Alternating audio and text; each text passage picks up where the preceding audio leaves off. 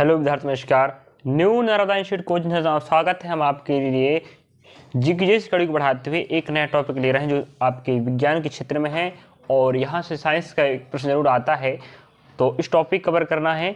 तो इतिहास के प्रश्न हो, चाहे संविधान के प्रश्न हो, चाहे राजनीतिक प्रश्न हो, चाहे आपका अर्थशास्त्र भूगोल को हो, चाहे किसी भी खेल क्षेत्र का हो, हम समस्त जो महत्वपूर्ण टॉपिक है सभी टॉपिक कवर करवाएंगे। तो यहाँ से साइंस के टॉपिक ले रहे हैं, प्रमुख कृषि क्रांतियाँ एवं उनसे संबंधित क्षेत्र। यहाँ से एक प्रश्न जरूर पूछता है, तो चाहे वो एसएससी, बैंक, रेलवे, चाहे स्टेट लेवल एग्जाम की बात हो, तो साइंस का प्रश्न यहाँ से बनने का चांस रहता है। तो चलिए, तो हम पहला यहाँ पकड़ते हैं। टॉपिक नाम क्या है? प्रमुख कृषि क्रांतियां एवं उनसे संबंधित क्षेत्र। यहाँ से प्रश्न जरूर आता है। तो जैसे हरित क्रांति की बात करें तो क्रांति का उद्देश्य क्या था और जन्मदाता कौन, यहाँ पर सब दिया है। हरित क्रांति का उद्देश्य कृषि उत्पादन में तकनीकी सुधार द्वारा खाद्यान्न उत्पादन में आत्मनिर्भरता प्राप्त करना था। इसका श्रेय डॉक्टर नॉर्मन बोरलॉग को जाता है, मैक्सिको के रहने वाले थे, एवं भारतीय परिक्षेप में डॉक्टर एम.एस. स्वामीनाथन को जाता है। अगर यहाँ पर बात करें हम हरित क्रांति का शुरुआत है 1966 और 67 में हुआ था, और हमारे भारत में हरित क्रांति का प्रभाव अधिकतर खाद्यान्न फसलें गेहूं व चावल पर दिखा था। जब हरित क्रांति की शुरुआत हुई थी उस समय गेहूं व चावल उत्पादन में हमारे भारत में अच्छा हुआ था, कह सकते हैं। तो वो हरित क्रांति का देन था। और विश्व में हरित क्रांति का श्रेय किसको जाता है? डॉक्टर नॉर्मन बोरलॉग, जो मैक्सिको के रहने वाले थे, और यहाँ से प्रश्न पूछ चुका है। और भारत की बात करें तो भारत में हरित क्रांति का श्रेय हमारे एम.एस. स्वामीनाथन को जाता है, और इन्हें 2024 में भारत रत्न से नवाजा गया है, इस बात को ना भूलें। और हरित क्रांति का उद्देश्य क्या था आप सुन चुके हैं और देख चुके हैं। कृषि उत्पादन में तकनीकी सुधार द्वारा हरित मतलब कृषि के उत्पादन को बढ़ाना है, तकनीकी सुधार द्वारा खाद्यान्न उत्पादन में आत्मनिर्भर प्राप्त करना था भारत को। ठीक है, मैंने उद्देश्य था। अब रही बात यहाँ पर, अब यहाँ बात कर लेते हैं श्वेत क्रांति की। याद रखेंगे विश्व में कौन है हरित क्रांति के जन्मदाता और भारत में कौन माने जाते हैं, और हरित क्रांति में किस क्षेत्र का विकास हुआ था और उद्देश्य क्या था। ठीक है, अब श्वेत क्रांति की बात करें तो श्वेत क्रांति से आप समझ में आ रहा, श्वेत मतलब होता है सफेद, और सफेद तो बात करें तो श्वेत क्रांति का संबंध दूध से था। प्रश्न पूछ चुका है और आप लोग इसे याद कर लीजिएगा। श्वेत क्रांति का संबंध किससे है?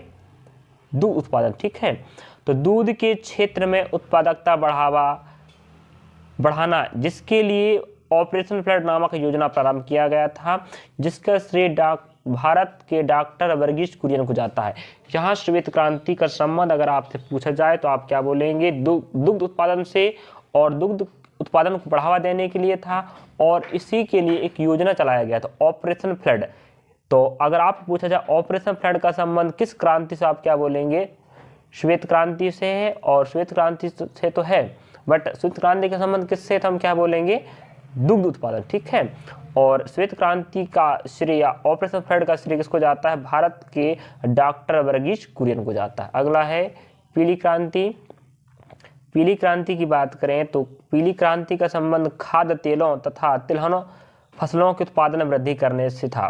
पीली क्रांति जो लाया गया था, इसका मूल उद्देश्य था कि जो खाद्य तेल, खाने वाले तेल होते हैं, खाने वाले तेल और तिलहनी फसलों के उत्पादन में वृद्धि करना था। अगला है स्वर्ण क्रांति। स्वर्ण क्रांति का संबंध फल या बागवानी में वृद्धि करना था। गोल क्रांति का संबंध आलू उत्पादन एवं आलू के क्षेत्र में वृद्धि करना था। गोल आलू तो गोल होता नहीं सभी आलू, बट हम कह सकते हैं गोल क्रांति का संबंध किससे था?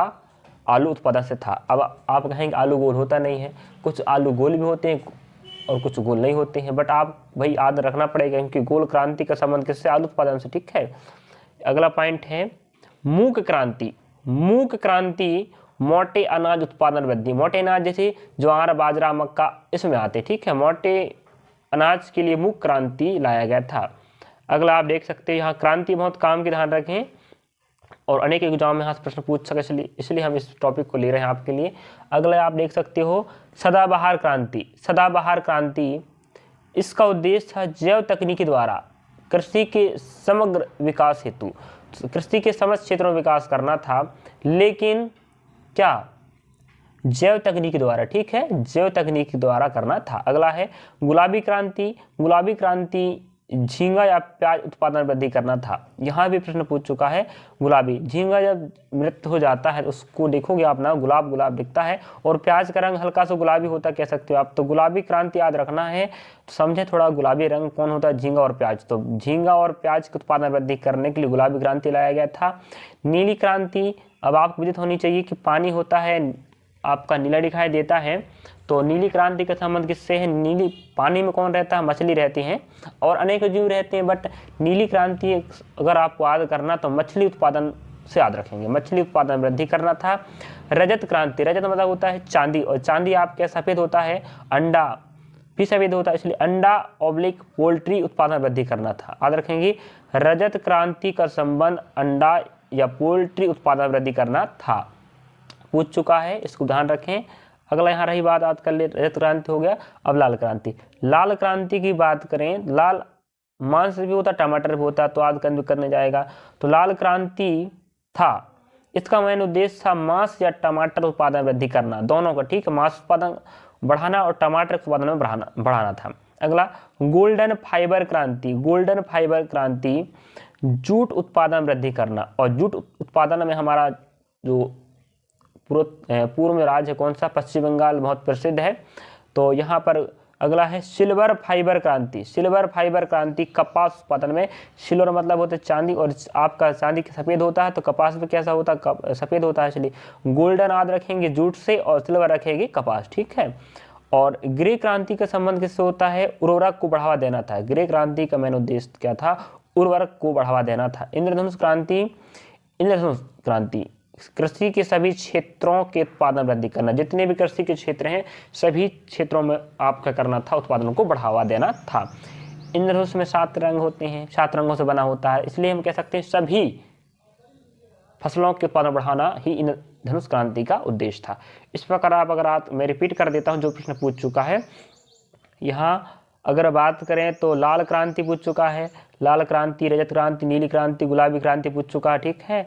और यहाँ पर गोल क्रांति पूछ चुका, स्वर्ण क्रांति, पीली क्रांति, श्वेत क्रांति और हरित क्रांति, जिनका नाम मैं रिपीट करके बताया हूँ, उन्हें पूछ चुका प्रश्न में, आप उन्हें अच्छे पढ़ लीजिएगा।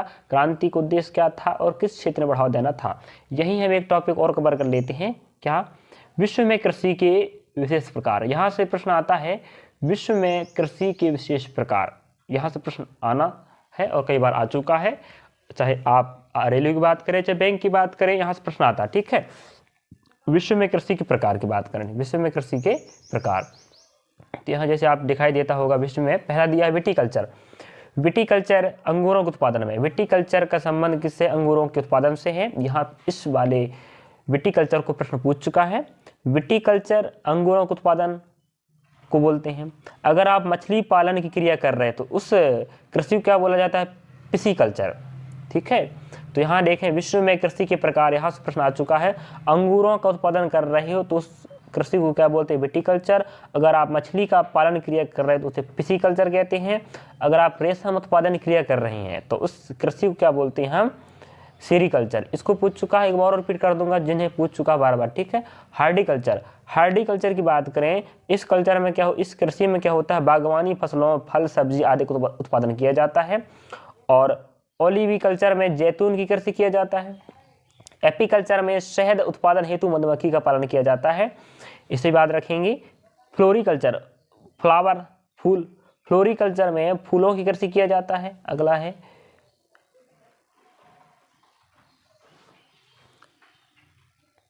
अगला आप देख सकते हो क्या दिया है, फ्लोरिकल्चर हो गया। अब आपके पास देखें सिल्वीकल्चर। सिल्वीकल्चर में वनों के संरक्षण एवं संवर्धन से संबंधित क्रिया किया जाता है। और ओलेरीकल्चर में पौष्टिक शाक सब्जियों की कृषि किया जाता है। वर्मी कल्चर में, वर्मी होता है कीड़ा, मतलब कृमि कह सकते हैं ना, तो कृषि उत्पादन वृद्धि हेतु केंचुओं का पालन। केंचुआ को कहा जाता है किसान का परम मित्र, और केंचुआ की कृषि कर रहे हो तो उसे वर्मी कल्चर कहते हैं, ठीक है। तो मोरीकल्चर, मोरीकल्चर में रेशम कीट हेतु कृषि। और जैसे आप ऊपर देख चुके हैं क्या, सेरीकल्चर। सेरीकल्चर में क्या होता है? रेशम उत्पादन क्रिया होती है। और रेशम उत्पादन करना है तो जो रेशम कीट होता है वह शहतूत की पौधे में रहता है, तो शहतूत की कृषि करना मोरिकल्चर कहलाता है। और एरोपोनिक्स, एरो मीन्स होता है एयर, ठीक है, एरोपोनिक्स मतलब होता है पौधों को हवा में उगाना। अगर हाइड्रोपोनिक्स कह दें, यहाँ एरोपोनिक्स लिखा है, एरोपोनिक्स, तो आप क्या बोल रहे हैं, पौधों में हवा को उगाना। एरो मतलब होता है हवा और हाइड्रो मीन्स होता है पानी, वाटर। तो हाइड्रोपोनिक्स कह रहा है, समझ जाओ, पानी में पौधे को उगाना, और एरोपोनिक्स मतलब पौधे को हवा में उगाना। इस प्रकार यहाँ रिपीट कर देता हूँ मैं, एरोपोनिक्स पूछ चुका है, वर्मी कल्चर पूछ चुका है, फ्लोरिकल्चर पूछ चुका, एपीकल्चर पूछ चुका है, और हार्टिकल्चर पूछ चुका है, और सेरिकल्चर पूछ चुका है, और विटीकल्चर और आपका पिसीकल्चर, इन सभी कल्चरों को पूछ चुका है, जिन्हें मैं 2 बार रिपीट करके बताया, उन्हें आप एक नाम से याद कर लीजिएगा क्योंकि उन्हें पूछ चुका है। और आप यहाँ 2 टॉपिक कवर किया मैंने, एक विश्व में कृषि के विशिष्ट प्रकार कौन कौन से हैं, और एक आपने क्या पढ़े हैं, क्रांतियाँ व उनका उद्देश्य। ठीक है, चलिए, थैंक यू, धन्यवाद।